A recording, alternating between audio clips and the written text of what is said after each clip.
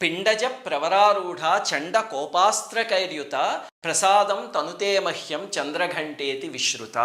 చాలా శక్తివంతమైన మూలమంత్రంతో సమానమైన ధ్యాన శ్లోకం. ఇంతకీ ఏం చెప్తున్నారండి ధ్యాన శ్లోకంలో అంటే, పిండజ ప్రవరారూఢ, పులిని ఎక్కున్నారట అమ్మవారు. ప్రసాదం తనుతే మహ్యం చంద్రఘంటేతి విశ్రుత, అమ్మవారిని చంద్రఘంట అని పిలుస్తారు. ఎందుకంటే తల మీద చంద్రవంక ఘంట ఆకారంలో ఉంటుందన్నమాట, అందుకని చంద్రఘంట అని పిలుస్తారు.